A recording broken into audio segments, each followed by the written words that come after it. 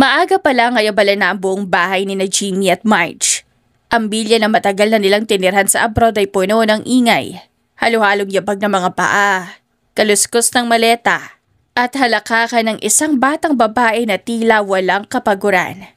At sa gitna ng malaking sala, nakaupo si Marge, hawak ang maliit na dress na kulay pink.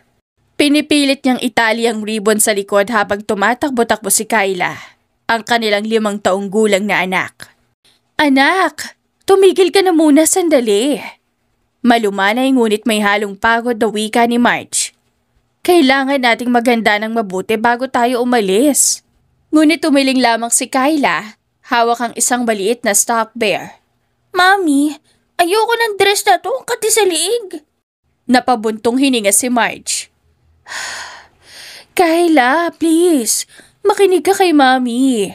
Maganda yan, at para naman presentable ka sa lolo mo." Mula sa itaas ng hagdan, bumaba si Jimmy. Nakaayos na sa kanyang paboritong navy blue suit. Matikas pa rin ang tindig niya kahit halatang puyat. Nakita niya ang eksena at bahagyang natawa. "Princess," tawag niya sabay lapit kay Kyla. "Come here, Daddy will help." Agad na tumakbo si Kyla papunta sa kanya, iniwan si Marge na nakataas ang kilay. "Ay, laging ikaw ang pinapakinggan." Biro niya kay Jimmy, medyo may tampo. Ngumiti lang si Jimmy habang binubuhat ang anak. Kasi daddy's girl to." "Daddy's girl na, spoiled pa. Ay nako." Bulong ni Marge ngunit nakangiti rin. Inilagay ni Jimmy si Kyla sa sofa. Kinuha ang dress mula kay Marge at maingat na sinuotan ng anak. Sa loob lamang ng ilang minuto, natapos niyang itali ang ribbon at maayos na ang ayos ni Kyla. "See? Hindi na makate." Sabay hagod niya sa buhok ng anak. "Ang ganda ng baby girl ko." Ngumiti si Kyla, proud sa sarili. "Totoo ba, Daddy?" "Totoo. Princess, Lolo will be so happy to see you." Tahimik na napatingin si Marge kay Jimmy. Ramdam niya ang kakaiba sa tono ng asawa tuwing mababanggit ang kanyang ama. Matagal na rin mula nung huling uwi nila sa Pilipinas. Ang dahilan ng pagbabalik nila ngayon ay hindi simpleng bakasyon. Ang ama ni Marge, dating kilalang negosyante at respetadong personalidad sa lipunan, ay may malubhang sakit. Habang pinagmamasdan niya ang asawa, napansin niyang may kakaibang lungkot sa mga mata nito. Nilapitan niya si Jimmy at marahang hinawakan ng braso. "Handa ka na ba?" Mahinang tanong niya. Tumango si Jimmy ngunit hindi nagsalita agad. "Handa na, pero kinakabahan din ako. Matagal na tayong hindi pumalik doon, Marge. Alam mo kung gaano ka-intriga ang mundo natin doon." Napasinghap si Marge. Alam niya yon. Minsan pa nga ay natakot siyang tuluyan ng ayawan siya ng pamilya ni Jimmy noon, lalo na't biglaan ang kanilang pagmamahalan at mas lalo pang kumulo ang dugo sa kanya ng pamilya ni Jimmy nang mabalita na nagdadalang tao si Marge kay Kyla. "Basta, magkasama tayo." Sagot ni Marge, pinipilit magpakita ng tapang. "Hindi natin nahayaang sirain ang kahit sinong pamilya natin." Nangiti si Jimmy at hinawakan ang kamay ng asawa. "You always make me strong, Marge. Ikaw at si Kyla ang lakas ko." Maya-maya'y dumating ang yaya ni Kyla, bitbit ang maliit na backpack. "Ma'am, sir, pwede na po mga gamit ni Kyla. May snacks na rin para sa biyahe." "Salamat, Tess." Sagot ni Marge. "Malaking tulong ka talaga." Nagpatuloy sila sa pag-aayos. Mga maleta, passport at iba pang dokumento. Sa gitna ng pagmamadali, nagawa pa rin magtalo ni Jimmy at Marge tungkol sa ilang maliliit na bagay. "Bakit ba ang dami mong dalang damit?"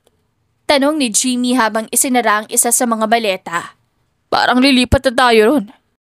Kasi hindi mo alam kung gaano katagal tayo doon. At saka, babae kami ni Kyla. Kailangan namin ng maraming options." Sagot ni Marge, nakahalokip-kip. Tumawa si Jimmy at bahagyang umiling. "Ikaw lang yata ang babae na kahit mag-world tour ay may dala pa ring half ng closet niya." "Excuse me? At least hindi ako ang taong lagi nakasuot kahit mainit." Balik ni Marge na may ngiti sa labi. Napatawa rin siya, kahit alam niyang may halong kaba ang tawa nilang mag-asawa. Pareho silang kinakabahan sa pagbabalik sa Pilipinas. Hindi lang dahil sa kalagayan ng ama ni Marge, kundi dahil din sa mga matang siguradong nakatutok sa kanila. Pagkatapos ng ilang oras ng paghahanda, naupo silang tatlo sa dining table para kumain bago bumiyahe papunta muna sa place na pagtutuluyan nila bago bumiyahe sa airport. Nasa harap nila mga lutong paborito ni Kyla, fried chicken at mashed potatoes. Mami, Daddy, ani Kyla habang ngumunguya. Ano pong itsura ni Lolo? Napatigil si Jimmy. Tumingin siya kay Marge bago muling bumalik sa anak. Si Lolo, is tall, handsome, at mabait. Pero ngayon medyo mahina na siya. Kaya kailangan natin siyang pasayahin. Magugustuhan po kaya niya ako? Inosenteng tanong ni Kyla. Napangiti si Marge at tinaplos ang pisngi ng anak. Siyempre naman, ikaw pa, Kyla. Siguradong matutuwa siya na makita ka. Bakit ngayon lang po ako makikita ni Lolo? Tanong muli ni Kyla. Nagkatinginan sina Jimmy at Marge. May mga bagay na hindi pa nila kayang ipaliwanag ng buo sa bata. Kaya't mahinahon lamang nasagot ni Jimmy. Because now is the right time, anak. Lolo needs you the most ngayon. Tahimik na tumango si Kyla at ipinagpatuloy ang pagkain. Hindi lamang simpleng pagkikita ang mangyayari. Ito rin ang pagbabalik sa nakaraan na matagal na nilang iniwasan. Matapos kumain, umupo si Marge sa gilid ng kama habang si Jimmy ay muling nag-check ng flight details. Pinagmamasdan niya ang asawa. Seryoso, abala, ngunit halata ang tensyon. Jimmy? Tawag niya ng marahan. Oh. Sigurado ka ba na handa ka ring harapin si Prizzy? Baka andun siya. Baka may magsimula na naman ng intriga. Natigilan si Jimmy. Ilang segundo rin bago siya sumagot. Alam kong hindi maiiwasan pero tandaan mo, Marge. Ikaw ang pinili ko. Ikaw at si Kyla. Kahit anong sabihin nila, wala na akong pakialam sa nakaraan. Hindi na nakapagsalita si Marge. Napayakap na lamang siya sa likod ng asawa. Sa puso niya, may kaba, may takot. Ngunit higit sa lahat, may tiwala. Sa wakas, matapos ang halos kalahating araw na paghahanda, lumabas na silang tatlo ng bahay. Dala mga maleta, nakasakay sila sa kotse patungo sa kanilang tutuluyan malapit sa airport. Habang sa likod, si Kyla ay mahimbing na natutulog. Habang nakatingin sa bintana, tahimik na nagdasal si Marge. Sana maging maayos ang lahat. Sana kayanin namin harapin ang anumang pagsubok na naghihintay sa amin sa Pilipinas. Hindi niya alam, ilang oras na lang ang katahimikan nilang pamilya ay guguluhin ng mundo, ng media, ng intriga, at ng nakaraan na pilit bumabalik. Kinagabihan matapos sa nakakapagod na biyahe at pag-aayos ng mga gamit, napuno ng katahimikan na kwarto ng hotel na tinuluyan ni na Jimmy, Marge, at ng kanilang anak na si Kyla. Maliwanag ang ilaw mula sa lampshade sa gilid ng kama. Nakahiga si Kyla sa gitna ng malapat na kama. Hawak-hawak ang paborito niyang stuffed bear. Nakatingin siya sa kisame habang nakayapak ang maliit niyang paa. Tila ba may malalim na iniisip. Lumapit si Marge, dala ang maliit na bote ng gatas. Kyla, anak, inom ka muna bago matulog. Alam ko pagod ka na sa biyahe. Agad na bumangon si Kyla at sumandal sa unan. Thanks, Mommy. Uminom siya ng gatas habang nakatingin kay Marge, bago biglang ngumiti. Mommy, ang ganda ng hotel, parang castle. Napangiti si Marge at hinaplos ang buhok ng anak. Oo, anak, pero kahit saan tayo pumunta, basta kasama mo kami ni Daddy, castle na rin yun. Pagkatapos uminom ni Kyla, pumasok si Jimmy mula sa banyo. Nakapambahay na shorts at puting shirt. Agad siyang sumampa sa kama. Dumapa sa gilid ng anak. Castle ba ka mo? Tanong niya sabay kiliti sa tagiliran ng anak. Daddy! Tili ni Kyla, humahagalpak ng tawa. Stop it! Nakikiliti ako! Bakit kasi ang cute mo? Biro ni Jimmy patuloy ang kiliti. Napailing si Marge pero hindi maitago ang ngiti habang pinagmamasdan ng dalawa. Oh, ayan na. Hyper na naman ang anak natin. Bukas ang flight natin papuntang Pilipinas. Kailangan niya matulog na maaga. Ngunit imbes na tumigil, lalo pang yumakap si Kyla kay Jimmy. Daddy, don't stop! I like it when you make me laugh. Napahinto si Jimmy at tinitigan ng anak. Ramdamang init ang pagmamahal sa dibdib niya. Anything for you, princess. Ilang minuto pa ang lumipas, nakahiga na silang tatlo. Si Marge nasa isang gilid, si Jimmy sa kabila, at si Kyla sa gitna. Mommy, Daddy? Biglang sabi ni Kyla, masaya po ko kasi magkasama tayo. Napatigil ang mag-asawa, saglit silang nagkatinginan bago sabay na humalik sa noo ng anak. Mas masaya kami kasi nandyan ka. Sagot ni Marge. Yes, baby. Dagdag ni Jimmy, marahang humawak sa maliit na kamay ng anak. Ikaw, ang pinakamagandang biyaya namin ni mami mo. Nagngiting matamis si Kyla pagkatapos ay dahan-dahang pumikit. Promise po, kahit anong mangyari lagi tayo magkasama. Sabay na tumango sina Jimmy at Marge. Promise. Sabay nilang sagot. At doon, marahang yumakap si Kyla sa stop bear niya at hindi nagtagal ay mahimbing nang nakatulog. Habang tulog na si Kyla na natiling gising sina Jimmy at Marge, nakatingin sila sa anak parehong tahimik.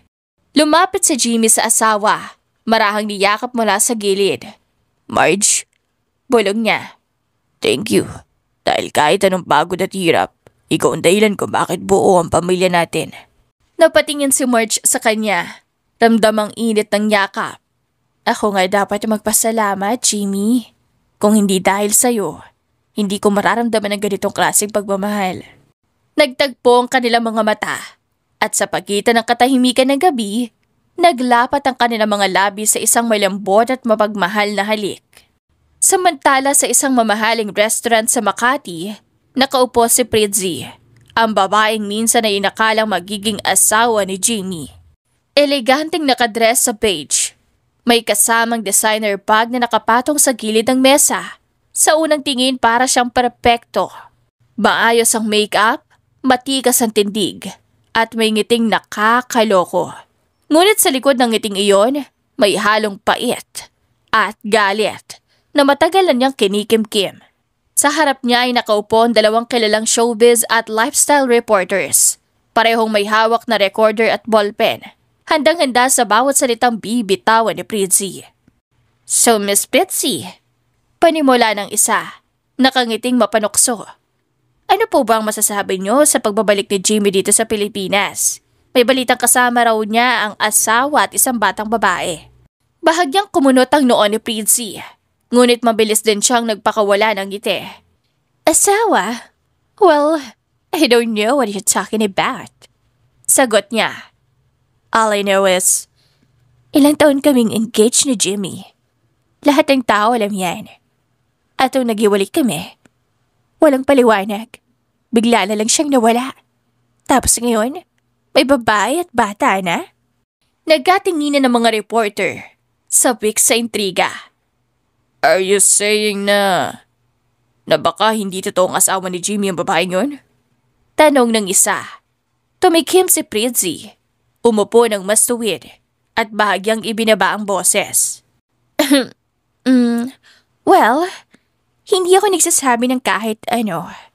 Pero kung kapit lang pala siya, kawawa naman si Jimmy. Dinadala ang pangalan niya ng ganito. Sa ilalim ng mesa, mahigpit ang pagkakakuyom ng kanyang kamay. Sa loob-loob niya, hindi siya papayag na maagawan ng spotlight. Noon pa man, sanay siya ang bida. Siya ang babaeng nasa tabi ni Jimmy sa mga social gatherings. Siya ang ipapakilala sa lipunan. Ngunit ngayon, parang biglang binura ng isang Marge na walang background ang lahat ng iyon. Miss Pritzy, muling tanong ng reporter. Kung sakaling lumabas sa totoo ngang may anak na si Jimmy, ano magiging reaksyon niyo? Sandaling natahimik si Pritzy. Tumingin siya sa gilid ng bintana, tila ba nag-iisip. Ngunit sa isip niya, malinaw ang plano. Kung gusto nila ng gulo, ibibigay ko.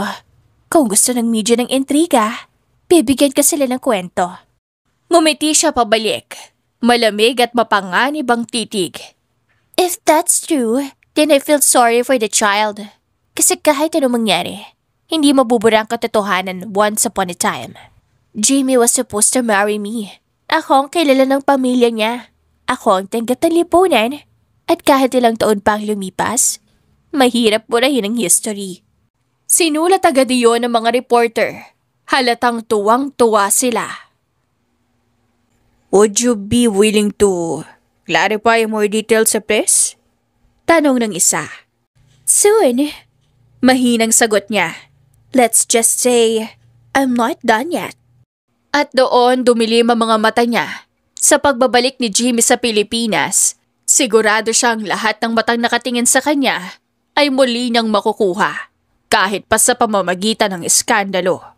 Maya-maya after ng mga katanungan ay umalis na si Pritzy. Sa isang marangyang bahay sa Forbes Park nagtungo si Pritzy. Tahimik na nakaupo si Pritzy sa veranda. Hawak niya ang isang basa ng white wine. Marahan niyang iniikot ang laman habang nakatanaw sa hardin na puno ng ilaw mula sa mga lantern na nakasabit sa mga puno. Biglang bumukas ang malalaking pintuan ng veranda. Lumabas ang isang babaeng nakasuot ng silk robe na kulay emerald green. May suot pang pearl necklace kahit nasa bahay lang. Si Frida, ang mami ni Pritzy. Isang babaeng kilalang matalino, mapanuri at walang takot magsalita ng totoo. Anak, tawag nito habang may dalang maliit na tray ng prutas at keso. Hindi ka na naman mapakali. Ang aga mo yatang bumalik mula sa interview. Ano bang pinagagagawa mo roon? Napailing si Pritzy at ibinaba ang wine glass.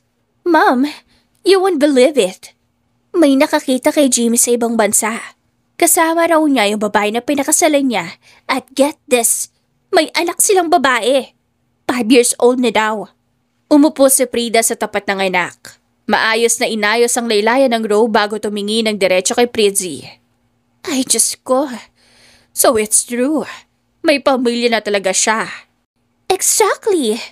Sagot ni Pritzy. Halos mapunit ang tissue na nilalaro sa kamay. Mom, can you imagine? Years ago, he was supposed to be mine. Ako ang ipapakilala sa lahat. Ako ang kasama sa plano ng pamilya nila, then suddenly, he disappears. And now he's back with a so-called wife and child. Nagpigil ang tawa si Frida, pero hindi na napigilang mapailing. Ay, nako anak. Alam mo, kung ako ang tatanungin, hindi naman talaga nawawala ang isang lalaki. They just run away to where they feel comfortable. At mukhang doon siya sa babae niyang yun nakaharap ng comfort. Mom! Halos sumigaw ang boses ni Pritzy. Don't take his side. Alam mo kung gaano ko nasaktan noon. Imagine that humiliation. I had to face everyone, all the parties, all the events, and pretend na okay lang kahit iniwan niya ako. Tumawa si Frida. Isang tawang may halong sarkasmo. Anak, hindi ko naman siya kinakampihan. Ang point ko lang, if you really want him, or at least the spotlight back, then you need to play smarter. Natahimik si Pritzy, napatingin sa ina. Smarter? What do you mean? Kumuha si Frida ng isang grape mula sa tray. Nilagay iyon sa bibig bago magsalita. Ganito kasi yan. Jimmy may be rich, powerful, and love with the media. Pero tandaan mo, the public loves a good story. At sa ngayon, the story is about his secret family. Ang tanong, how will you turn that story to your advantage? Nagliwanag ang mga mata ni Pritzy. Ma'am, you mean, gamitin ko ang narrative? Exactly. Sagot ni Frida sabay kindat. Hindi mo kailangan sabihing masama siya. Ang gawin mo, magpabiktim ka. Let the people sympathize with you. Ipakita mong ikaw ang naiwan. Ikaw ang biktima ng kanyang pagtataksil. Believe me anak, wala nang mas nakakatuwang panoorin para sa publiko kaysa sa isang scorned woman na graceful pa rin nakatayo. Napahalakak si Pritzy. Oh my God, Mom. You're brilliant. That's why I love you.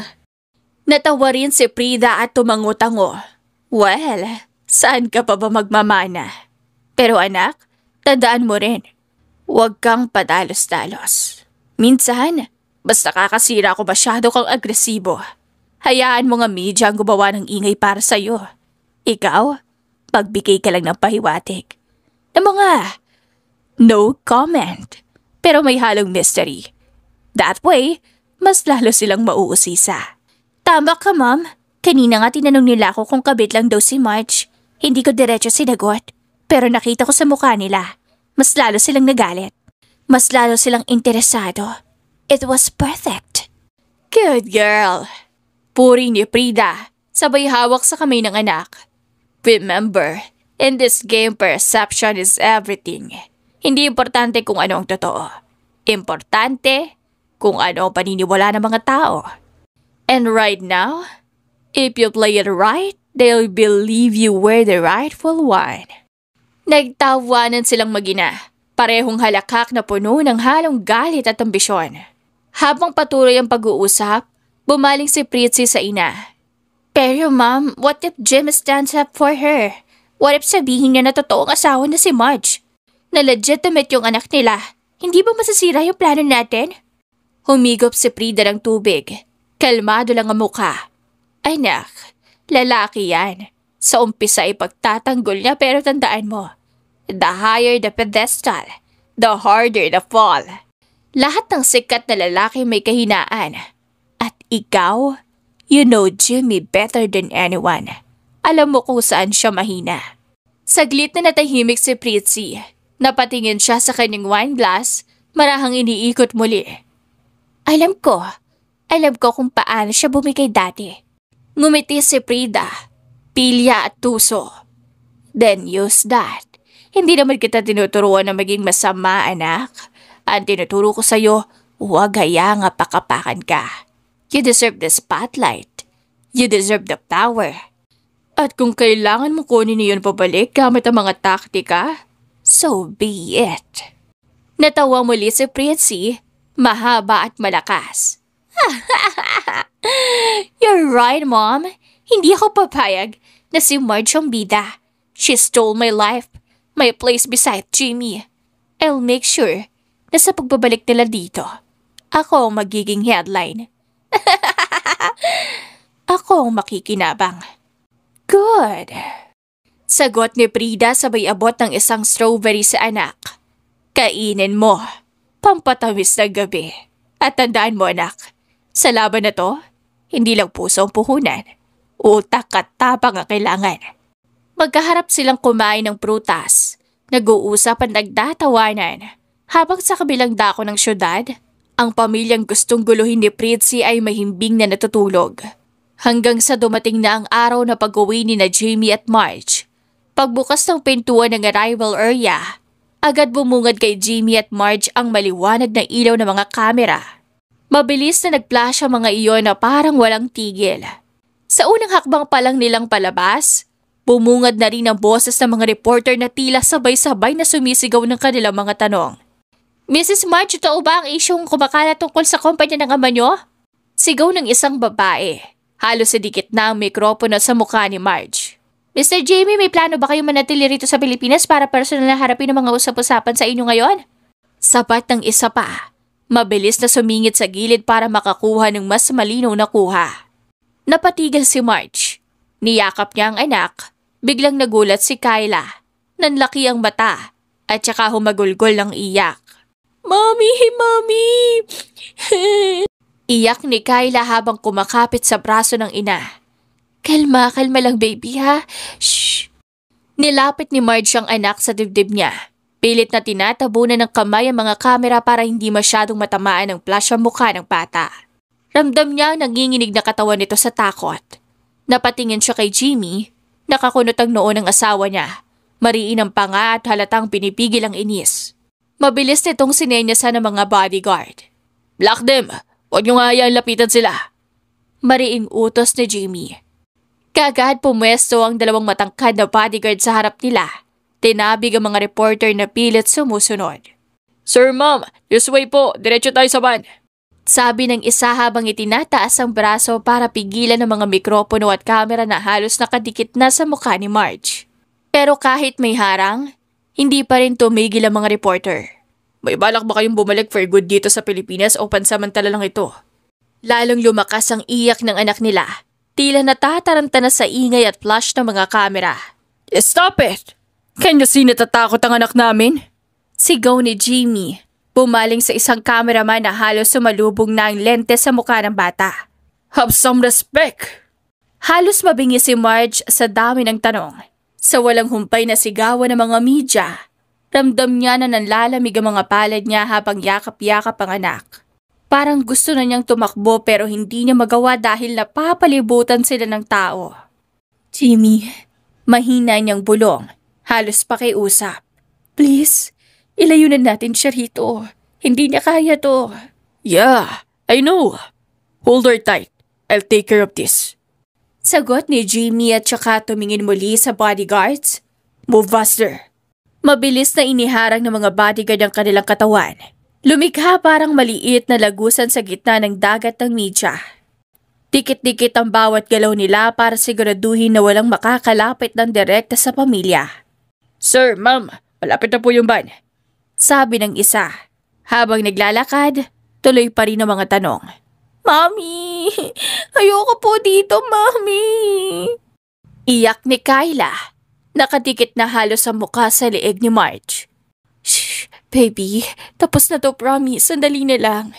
Paulit-ulit na bulong ni Marge. Ramdam niyang unti-unting bumahabag sa kanluha niya habang pinapakalma ang anak. Pagdating nila malapit sa van, mas lalo pang sumiksik ang mga media sa paligid. Pagkasara ng pinto, biglang humupa ang ingay mula sa labas. Tanging ang higbi ng anak nila ang naiwan sa loob ng sasakyan. Shh, baby, you're safe now. Mommy's here, Daddy's here. Bulong ni Jimmy, hinihimas ang likod ng anak. Napahawak si Jimmy sa noo niya. Napailing at saka huminga ng malalim. Kita sa mga mata niya ang galit at pagod, pero agad niyang pinilit ngumiti para sa anak. Hey, jump. Bulong niya. Tinampi ang kamay sa pisngi ng bata. Don't cry na. Daddy won't let anyone hurt you, okay? Dahan-dahang humina ang iyak ng bata, pero patuloy pa rin nakadikit sa dibdib ng ina. Ayaw magbitaw. Nagkatinginan si Jimmy at Marge. Parehong may kaba at lungkot sa mga mata pero sabay din silang nagpabuntong hininga ng malalim. Jimmy? Mahinang sabi ni Marge. Pinahid ang luha niya. Ganito na ba palagi? Ganitong kagulo? Hinawakan ni Jimmy ang kamay niya. I'm sorry, you had to go through that. Pero don't worry, mahal. We'll handle it. Basta as long as we're together, we'll protect him. Mahigpit na yumakap si Marge sa anak nila. Sabay tango. Pagkatapos ng buong araw na puno ng tensyon, unti-unting bumalik ang katahimikan sa loob ng kondo. Nakahiga si Kyla sa sopa. Nagising mula sa mahabang tulog niya. Nagunat ito at marahang dumilat ang mata. Mommy, Daddy. Mahina niyang tawag, may bakas pa ng luha sa pisngi. Agad na lumapit si Marge. Hinaplos ang buhok ng anak. Baby, gising ka na? Gutom ka ba? Tumango si Kyla habang kumakapit sa braso ng ina. Gutom na po ako, Mami, pero ayoko na po ng maraming tao. Napakagatlabi si Marge. Hinila niya ang anak sa kandungan at tiyakap ng mahigpit. Wala nang tao dito, anak. Tayo-tayo lang, safe ka na. Daddy and Mommy are here. Lumapit si Jimmy. Iniupo ang sarili sa tabi nila at hinawakan ng maliit na kamay ng anak. Anong gusto mong kainin, baby girl? Gagawa tayo ng special na dinner ngayong gabi. Para lang sa'yo. Medyo nagliwanag ang mukha ni Kyla, kahit talatang may takot pa rin. Daddy, gusto ko po ng spaghetti yung may cheese sa ibabaw tapos fried chicken. Napatawa si Marge, kahit may pagod pa rin. Sige, ikaw ang boss ngayong gabi. Tumayo si Jimmy. Chef Jimmy to the rescue. Mami, tulungan mo ako. Of course. Sagot ni Marge, sabay tayo at iniwan muna ang anak na nakangiti. Habang naglalakad papunta sa kusina, nagbiro si Jimmy. Parang naset up tayo ng maliit na prinsesa natin, ha? Spaghetti at fried chicken. Mukhang gusto niya ng handaan. Napangiti si Marge at kinurot siya sa tagliran. Hayaan mo na. After what happened kanina, deserve niya ng comfort food. Sa kusina, nagsimula silang maghanda. Kinuha ni Jimmy ang malaking kaldero para sa pasta, habang si Marge naman ay nagmamarinate ng manok. Parang college days lang, no? Sabi ni Marge habang nagbubukas ng lata ng tomato sauce. Kapag wala tayong pera, pasta agad ang sagot. Napangiti si Jimmy. Naaalala mga simpleng panahon nila sa abroad. Oo nga. Pero ngayon, kahit mayaman na tayo, mas masarap pa rin kapag tayo mismo nagluluto. Nagtagpo ang tingin nila. Parehong may ngiti. Maya-maya sumilip si Kyla sa kusina. Nakatayo sa may pintuan. Nakasuot ng maliit na pajama na may puwentang unicorn.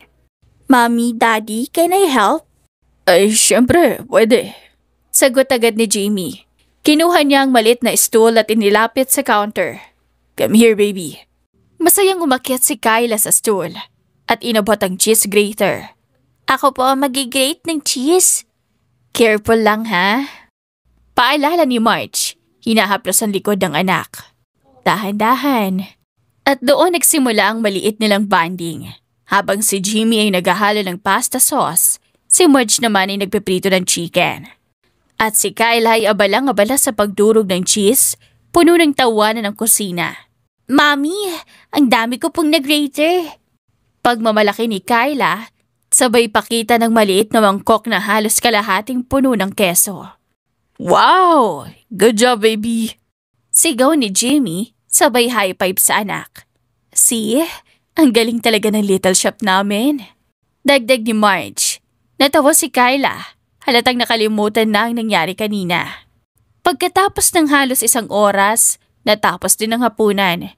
Inilatag nila sa dining table ang malaking bowl ng spaghetti. Platong may golden fried chicken at maliit na mangkok ng grated cheese na inihanda ng anak. Aba, parang handa sa piyesta. Biro ni Jimmy habang inilalagay ang mga plato. Handa para sa prinsesa natin. Dagdag ni Marge. Masayang kumain silang tatlo habang kumakain, nagkwento si Jamie ng mga nakakatawang karanasan nila noong nasa abroad. Alam mo ba, Kyla, dati muntig na akong palayasin ng landlord kasi nasunog ko yung niluluto kong hotdog. Sabi niya sabay tawa. Talaga, Daddy? Paano po kayo nakaligtas? Namamangha si Kyla. Sumingat si Marge. Natawa. Ako ang nagligtas. Pinakiusapan ko si landlord tapos nilutuan ko siya ng spaghetti. Ayun, naging kaibigan namin. Nagtawanan silang tatlo. Masayang nakikinig si Kyla. Habang kumakain, biglang nagsalita ang bata. Seryoso ang tono. Mommy, Daddy, promise niyo po hindi niyo ako iiwan kahit maraming tao sa labas? Tumigil si Jimmy sa pagsubo at marahang hinawakan ang kamay ng anak. Never, baby. Daddy will never leave you. Mommy too.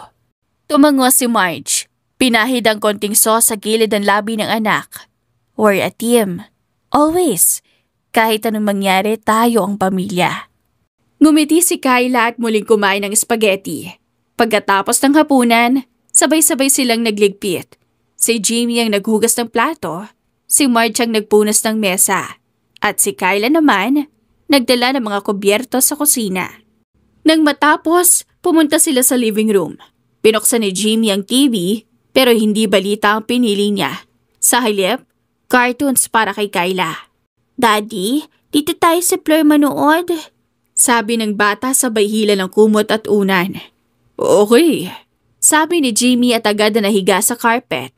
Si Marge naman ay umupo sa tabi nila at kinuha ang maliit na anak sa kandungan. Doon silang tatlo nanood ng cartoons. Nagtatawanan sa mga eksena at paminsan-minsan ay nagkukwentuhan tungkol sa nangyari sa araw nila. Hanggang sa makatulog si Kyla sa gitna nila, nakayakap kay Mommy habang ang kamay ay nasa braso ni Daddy. Nagtagpo ang tingin nila Jimmy at Marge. Tahimik, puno ng pasasalamat. She's okay. Bulong ni Jimmy, hinaplos ang buhok ng anak. Nakatawa na siya ulit. Dahil nandito ka. Mahina ring sagot ni Marge. Niyakap ni Jimmy ang asawa, marahang hinalikan sa noo. Dahil nandito tayo. Together. At sa unang gabi nila sa kondo matapos ang lahat ng gulo, nakahanap sila ng katahimikan. Maaga silang nagising kinabukasan. Tahimik ang umaga sa kondo, pero ramdam ang kaunting kaba kay Marge. Habang inaayos niya ang maliit na backpack ni Kyla, may laman na juice box, crackers, at paboritong stop toy ng anak. Hindi niya maiwasang kabahan. Jimmy? Bulong niya habang nakatalikod. Tinutupi ang kumot na dadalhin din nila para kay Kyla. Hindi ko alam kung paano tatanggipin ni Papa ang lahat. Baka magulat siya. Baka hindi na kayanin. Lumapit si Jimmy. Inilagay ang 2 kamay sa balikat ng asawa. Marge, matagal na rin niyang gustong makita ka. At ngayong nandito tayo, mas lalo siyang lalakas. Hindi siya magagalit. He'll be happy to see you, lalo na ang apo niya. Huminga ng malalim si Marge, saka tumango. Si Kyla naman ay masayang nakaupo sa sopa, hawak ang stuffed bunny niya. Mami, pupunta na po ba tayo kay Lolo? Kasi excited na po ako. Napangiti si Marge at Jimmy. Kahit paano gumagaan ang bigat sa puso nila tuwing naririnig ang kasabikan ng anak. Nang makarating sila sa ospital, sinalubong sila ng malamig na simoy ng aircon at amoy ng disinfectant. Dahan-dahan silang naglakad papunta sa private room ng ama ni Marge. Tahimik ang hallway. Tanging tunog ng mga gulong ng wheelchair at mahihinang boses ng nurse ang naririnig.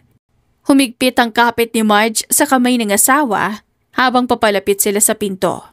Handa na ba ako? Mahinay niyang bulong. Handa na tayo. Sagot ni Jimmy sabay marahang tinapik ang kamay niya. Pagbukas ng pinto, bumungad ang matanda. Nakahiga sa kama. Maputla pero nakangiti nang makita sila. Mahina man ang katawan, maliwanag ang mga mata na agad kumilala sa anak. Marge. Mahinang tawag ng ama, bakas ang tuwa at pangungulila. Agad lumapit si Marge, hindi napigilan ang pagluha. Papa? Bulong niya, sabay yakap sa kamay ng ama. Miss na miss kita. Tinapik ng matanda ang kamay niya kahit mahina. Miss din kita, anak. Matagal kitang hinintay. Akala ko hindi na kita makikita ulit. Si Jimmy, na nakatayo sa tabi marahang yumuko bilang paggalang. Magandang umaga po, tito. Nagtaas ng tingin ang ama ni Marge at gumiti. Ikaw pala, Jimmy. Kinagagal akong makita kang muli. Ako nga po, at kasama ko ang apo niyo. Parang biglang nagliwanag ang mukha ng matanda. Apo? Sumilip si Kyla mula sa likod ni Mami. Hawak pa rin ang stuffed bunny. Lolo? Mahina at nahihiyang tawag niya. Halos mapaiyak ang matanda. Iniunat ang kamay. Alaliga, apo. Lumapit ka kay Lolo. Unti-unting lumapit si Kyla. Inalalayan ni Marge. Umupo siya sa gilid ng kama. Inilapag ang stuffed toy sa tabi ng lolo. Ako po si Kyla. Sabi niya medyo nahihiya pero may ngiti. Ako po yung anak ni na Mami at Daddy. Napaluha ang matanda. Niyakap ang apo ng mahina pero mahigpit. Ang ganda mo. Kamukha mo ang mami mo nung bata pa siya. Nagtagpo ang tingin ni na Marge at Jimmy. Parehong puno ng emosyon. Parehong masaya at naiiyak. Papa, sorry kung natagalan bago ako nakabalik. Umiiyak na sabi ni Marge. Ang dami pong nangyari. Natakot akong harapin ka. Huminga ng malalim ang matanda. Pinahid ang luha ng anak gamit ang nanginginig na kamay. Anak, wala kang kasalanan. Alam kong pinili mo ang mahal mo. At ngayon nakikita ko masaya ka. At may pamilya ka. Yun lang ang importante sa akin. Parang nabunutan ng tinik si Marge sa narinig. Niyakap niya ang ama, mahigpit. Parang ayaw ng pitawan. Si Jimmy naman ay marahang nagsalita. Tito, salamat po sa pagtagap. Pangako, iingatan ko si Marge at si Kyla. Hindi ko sila pababayaan kahit anong mangyari. Ngumiti ang matanda. Tumango. Alam ko, kita ko sa mga mata mo kaya nga mas gumaan ang loob ko. Habang nag-uusap ang tatlo, si Kyla naman ay abala sa pagkukwento. Lolo, marunong na po akong magbasa ng mga ABC. Tapos marunong na rin po ako magsulat ng pangalan ko. Gusto niyo po bang makita? Tumawa ang matanda. Masayang pinanood ang apo. Sige nga, apo. Sulat mo nga. Kinuha ni Jimmy ang maliit na notebook mula sa backpack ni Kyla. Pinuksan ito ng bata at nagsulat ng dahan-dahan. Very good. Halos mapasigaw sa tuwa ang lolo. Sabay palakpak. Ang talino ng apo ko. Sigurado akong magiging successful ka balang araw. Gumiti si Kyla. proud na proud. Sabi po ni Daddy magiging doktor daw ako paglaki. Natawa si Jimmy. Kung gusto niya, oo, pero kung ano pangarap niya, susuporta natin. Nagkatinginan sila ni Marge. Parehong napangiti. Matagal silang nagkwentuhan. Nagbalik tanaw si Papa sa mga alaala nung bata pa si Marge. Paano siya nahulog sa puno habang naglalaro? Paano siya pinagalitan ng palihim na lumabas kasama ang mga kaibigan? Papa? Napatawa si Marge, medyo namumula sa hiya. Bakit kailangan mong ikwento kay Jimmy lahat ng kalokohan ko noon? Natawa rin ang matanda. Para alam niya kung gaano kapasaway. Nagkatawanan silang lahat. Pati si Kyla na walang kaalam-alam sa kwento pero natatawa rin. Habang lumalalim ang hapon, naramdaman nilang unti-unting nanghihina ang ama. Dahan-dahang pumikit ang mga mata nito. Pero may ngiti sa labi. Papa, magpahinga ka muna. Malambing na sabi ni Marge. Bukas babalik ulit kami, promise. Binuksan ng matanda ang mata at tumingin sa kanila. Salamat anak. Salamat sa lahat. Masaya akong nakita ko kayo lahat bago ako. Papa, huwag ka pong magsalita ng ganyan. Pigil ni Marge, agad na umiiyak. Hinawakan ng matanda ang kamay ng apo. Hindi ko ba alam kung gaano pa katagal pero isa lang ang hiling ko. Huwag kayong bibitaw sa isa't isa. Pamilya ang pinakamahalaga. At doon, marahang pumikit muli ang matanda. Nakangiti. Sa paglabas nila ng ospital, magkahawak ang kamay nila Jimmy at Marge. Habang nakasakay si Kyla sa balikat ng daddy niya, masaya nagbubulungan tungkol sa lolo. Daddy, balik po tayo bukas ha. Gusto ko pong dalhan si lolo ng drawing ko. Of course, baby. Sagot ni Jimmy. Magugustuhan niya yun. Tahimik si Marge. Nakatingin lang sa langit. Pero sa loob-loob niya, nagpasalamat siya. Dahil kahit may sakit ang kanyang ama, nakita pa rin ito ang kanyang pamilya at tinanggap sila ng buo. Hindi na nagpatumpik-tumpik si Jimmy. Kinabukasan habang abala pa ang media sa pag-uulat ng balitang pagbabalik niya sa bansa, nakaupo siya sa opisina ng kanyang abogado at mga business partners. Malamig ang ekspresyon niya. Seryosong-seryoso. Tila walang bakas ng awa. Simulan na natin. Utos niya habang pinipirmahan ng ilang dokumento. Ayoko nang magkaroon pa ng pagkakataon ng mga kagaya ni Pritzy na guluhin ang pamilya ko. This ends now. Agad na gumalaw ang kanyang mga tauhan. Sa loob lamang ng ilang oras, ipinaabot sa airport authorities ang direktiba ban for the harassment and unauthorized disturbance. Sina Pritzy at ang ilan pang kasamahan niya na media manipulators. Nabalot ng intriga ang balitang iyon, pero mas malaki ang naging epekto sa sumunod na hakbang ni Jimmy. Sa corporate world, mabilis na kumalat ang memo mula sa kumpanya ni Jimmy. Ang effective immediately all partnerships and ongoing projects with Pritzy's group are suspended. Samantala sa isang mamahaling opisina sa BGC, nagmadaling pumasok si Frida dala ang dyaryo at tablet. Anak! Sigaw niya halos himatayin sa inis. Ano to? Bakit nag-withdraw ang mga investors? Bakit sinasabi nilang wala na silang tiwala sa'yo? Nakasandal si Pritzy sa swivel chair. Hawak ang telepono ngunit nanginginig ang kamay. Kanina pa siya tinatawagan ng mga partners nila, isa-isa nang umaatras. This can't be happening. Bulong niya, namumutla. Hindi lang nangyayari anak. Nangyari na! Tugon ni Frida, mariing ibinagsak ang dyaryo sa mesa. Nakalathala doon ang headline. Mom, relax! Pinilit ni Pritzy ngumiti, pero bakas ang kaba sa boses niya. Hindi pwedeng ganyan kabilis silang umatras. Matagal lang relasyon namin sa kanila. Relasyon? Halos pasigaw na putol ni Frida. Akala mo ba tataya sila sa pangalan mo laban kay Jimmy anak? Hindi mo siya kakayanin. Siya ang may-ari ng pinakamalaking kumpanya sa bansa. Ikaw, anong meron ka kundi eskandalo at ilusyon na magiging asawa mo siya? Napaka-get lobby si Pritzy. Parang sinampal ang sariling ina. So ano mama? Susuko na lang ako? Papayag na lang akong talunin ng babae niya? Babae niya? Asawa niya, Pritzy. Balik ni Frida, Mariing pinipisil ang sentido. Asawa at anak, hindi mo ba naiintindihan? Hindi mo na mabubura yon kahit anong gawin mo. At ngayon pati negosyo natin nadadamay na sa kahibangan mo. Tumayo si Pritzy. Namumula ang mata. Nanginginig sa galit. Hindi ako kahibangan. Ako dapat ang nasa tabi niya. Ako dapat ang kinikilala ng lipunan. Pero hindi nga ikaw. Mariing sagot ni Prida. At ngayon, tingnan mo nangyari. Ban ka sa airport.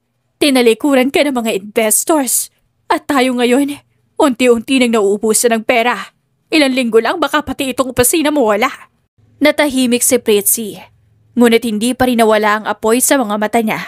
Hindi ako papayag. Hindi matatapos ng ganito. Anak, napaupo si Prida. Hawak ang dibdib na tila nahihirapan na.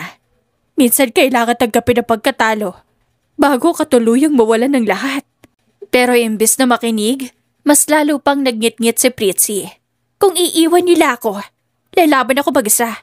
Hindi ako papayag na si Marge lang ang mananaig. Hindi pa tapos to, Mom.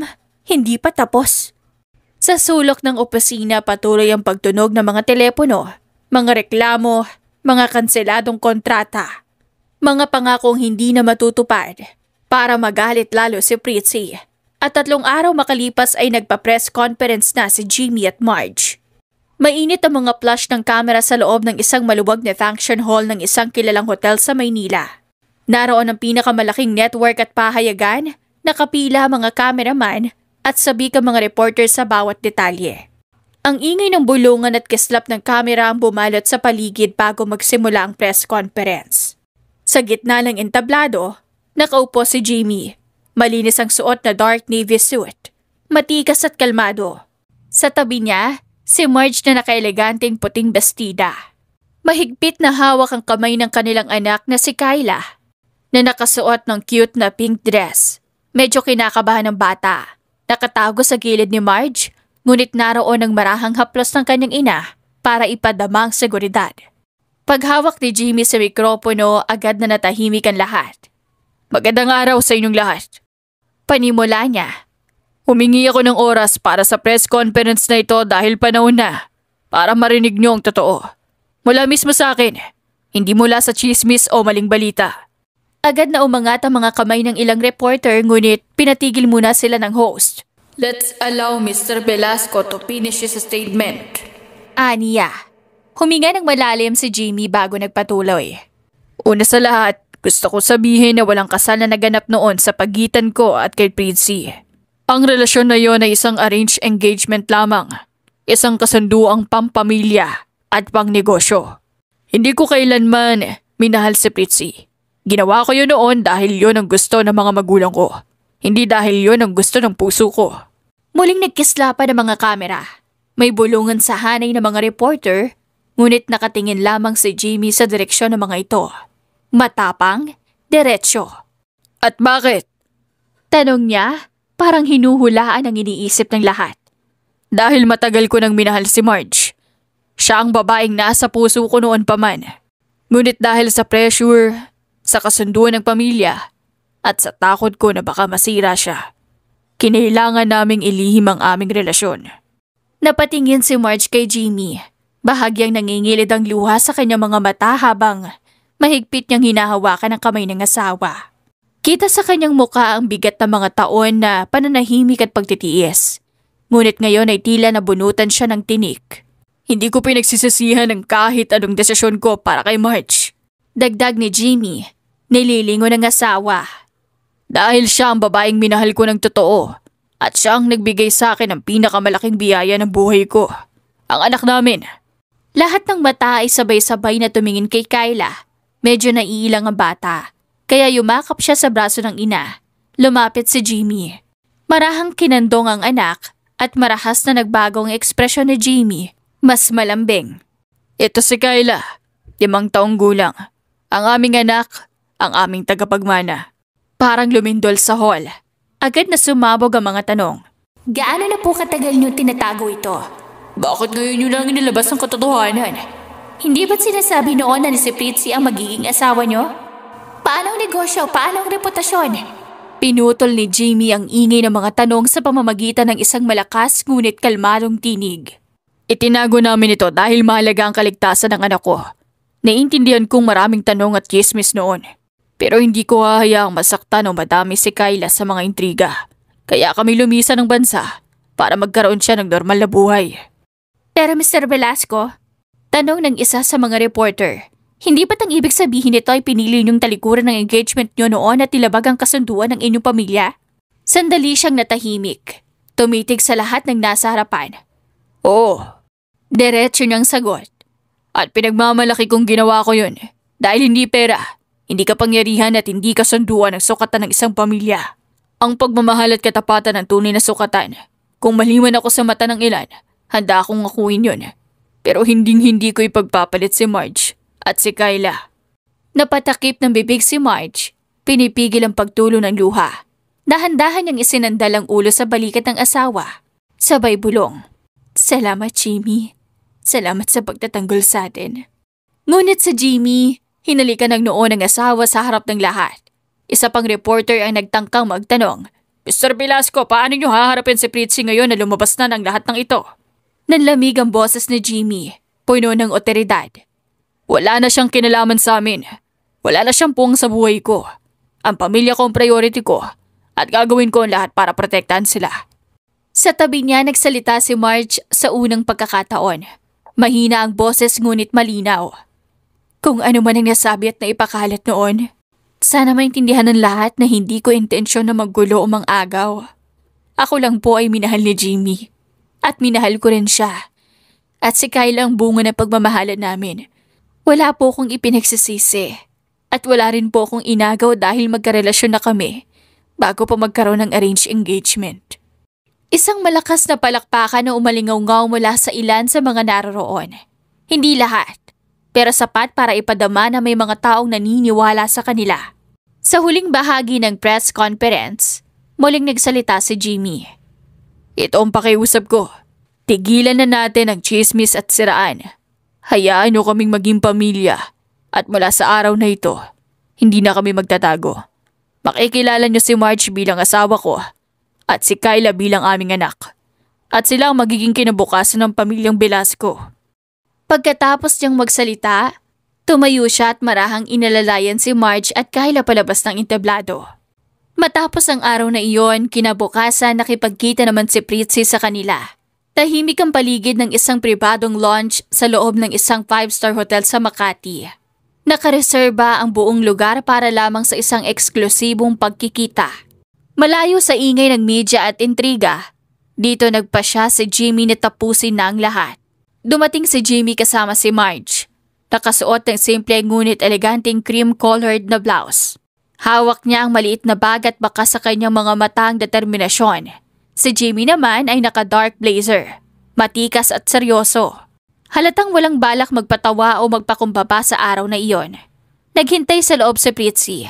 Nakaupo sa sopa, nakayuko habang hawak ang kanyang telepono. Nang makita silang papasok, mabilis siyang tumayo.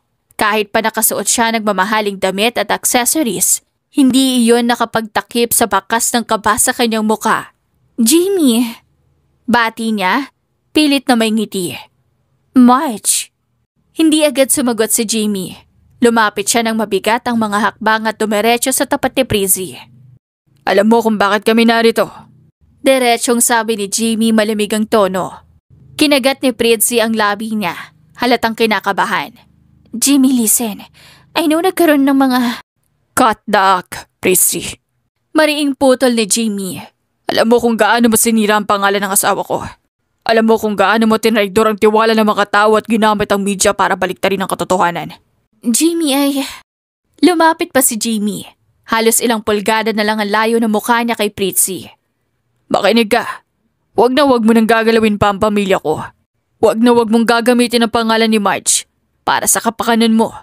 At higit sa lahat, huminto siya at nanlamig lalo ang boses.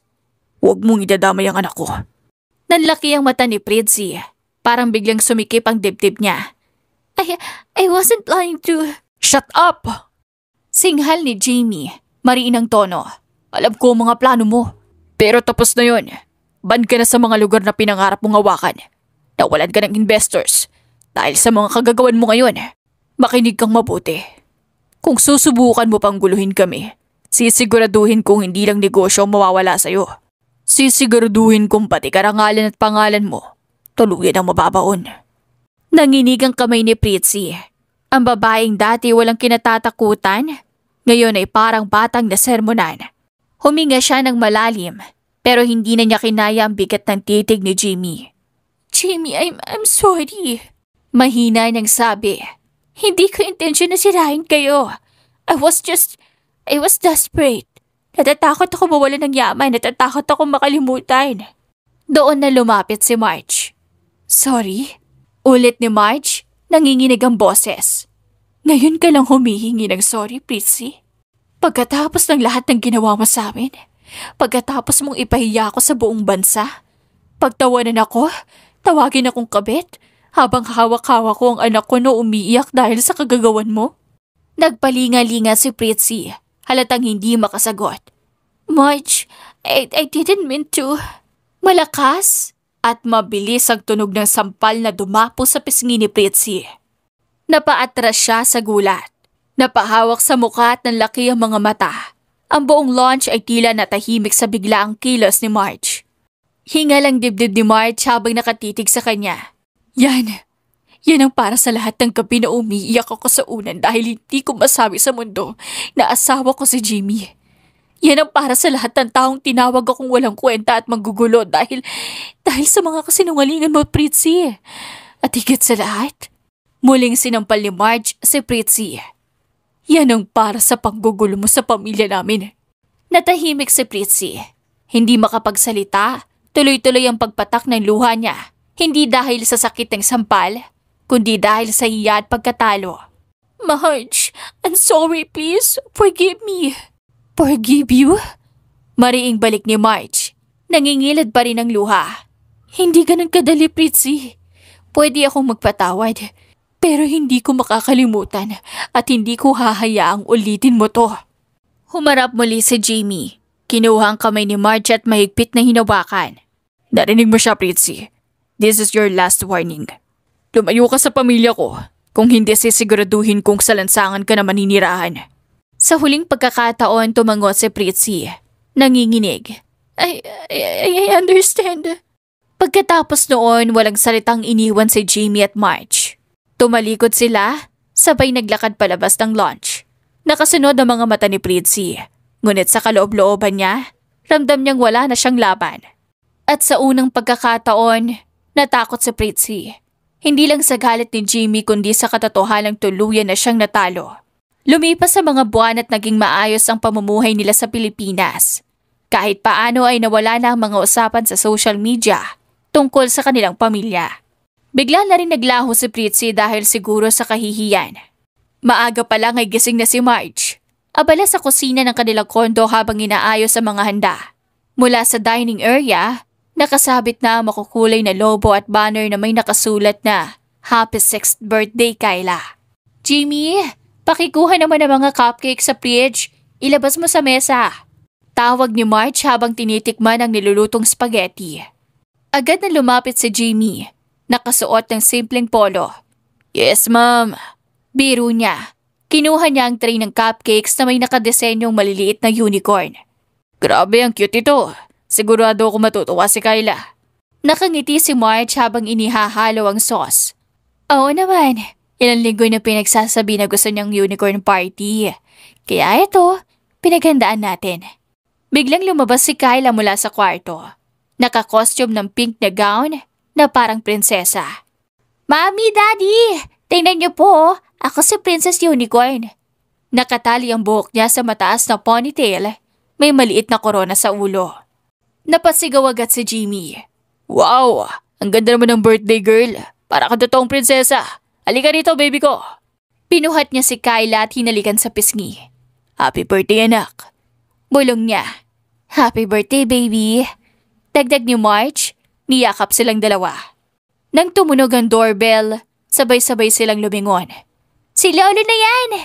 Sigaw ni Kyla, agad tumakbo papunta sa pinto. Pinuksan ito ng bata at bumungad si Lolo Ramon, ama ni Marge. na may dalang malaking gift bags na nakabalot sa makintab na papel. Lolo! Halos tumalon si Kyla at niyakap siya ng mahigpit. Nakangiti si Ramon, bagamat halatang medyo mahina pa rin ang katawan. Apo, happy birthday! Laki mo na! Tumawa si Jimmy at kinuha ang regalo mula kay Ramon. Tay, pasok po kayo. Ayusin niyo po ang lakad niyo, baka madulas. Pinaupo nila si Ramon sa sopa. Lumapit si Marge at tinawakan ang kamay ng ama. Pa, salamat po at nakapunta po kayo. Alam kong medyo mahirap na sa inyo ang bumiyahe. Umiling si Ramon. Anak, para kay Kyla kahit saan pupuntahan ko. Gusto kong makita ang apo ko na masaya sa espesyal na araw niya. Lolo, buksan ko na po ba to? Tanong agad ni Kyla, nakatingin sa malaking kahon. Sige apo, para sa'yo yan. Pinuksan ni Kyla ang kahon at napatalon sa tuwa. Wow! Barbie Dream House! Halos mapasigaw siya.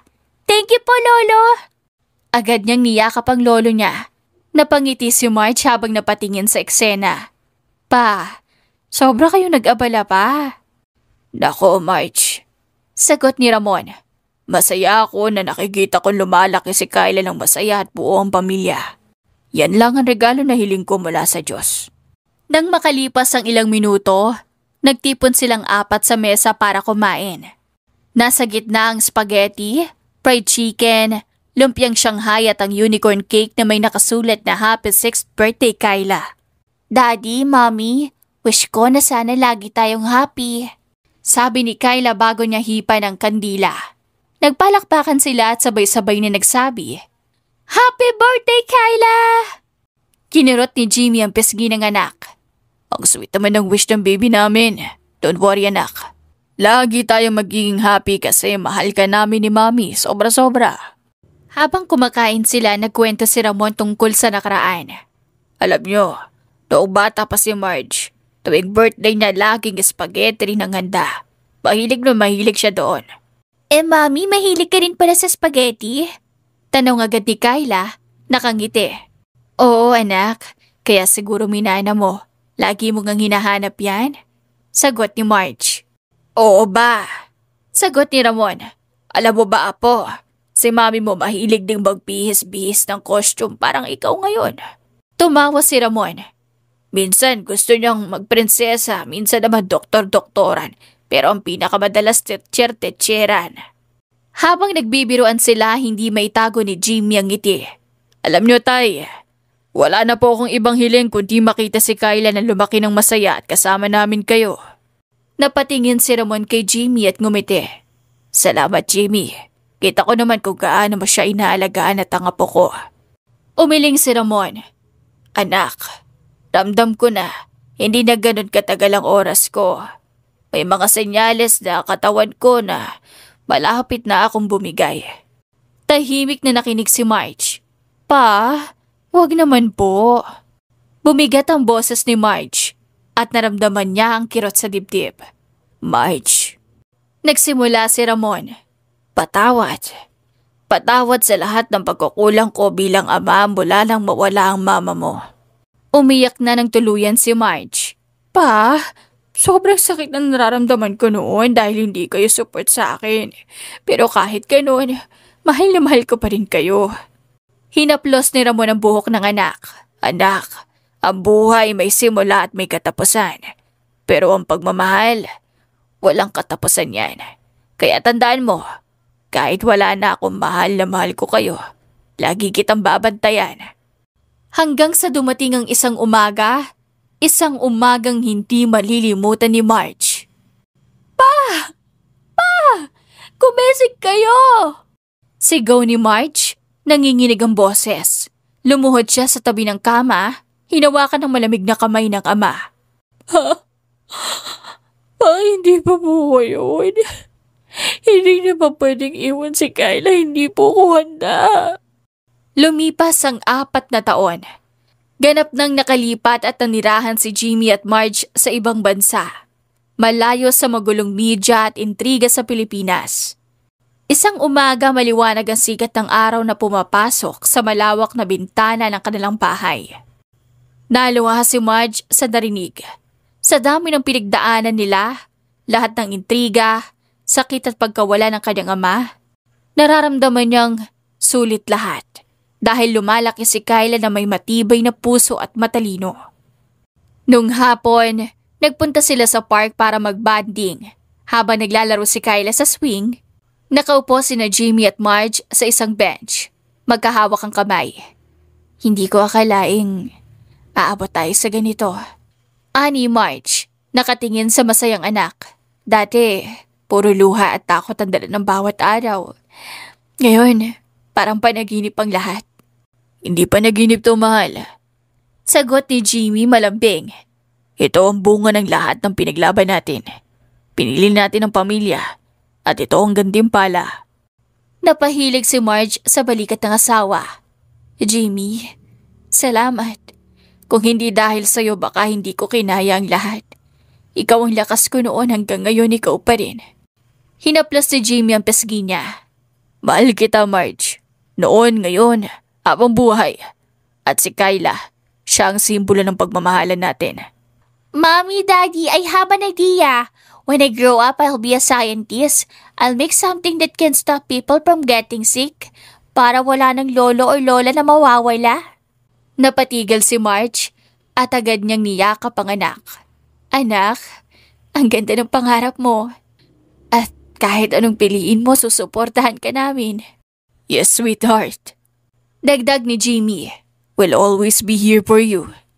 Kinagabihan bago matulog, nakahiga silang tatlo sa iisang kama. Parang dati noong bata pa si Kyla. Mommy, Daddy, bulong ni Kyla. Thank you for always being with me kahit maldita ako minsan. I know you love me. Natawa si Marge at tinaplos ang buhok ng anak. Oo naman, anak. Kahit gaano ka pakalikot o kamaldita, mahal na mahal ka namin.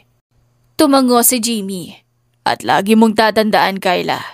Ikaw ang pinakamahalagang kayamanan namin. Ikaw ang buhay namin ng mami mo. Napangiti si Kyla at yumakap sa kanilang dalawa. Then I promise, I'll make you proud always. At sa gabing iyon, natulog silang tatlo ng magkayakap, payapa at masaya. Sa wakas nahanap nilang katahimikan at kaligayahang matagal nilang pinaglaban. At iyon ang naging tunay na happy ending. Isang pamilya na buo, ligtas at puno ng pagmamahalan. Malayo sa mga intriga at sakit ng nakaraan. At handang harapin ang mas maliwanag na kinabukasan. Wakas!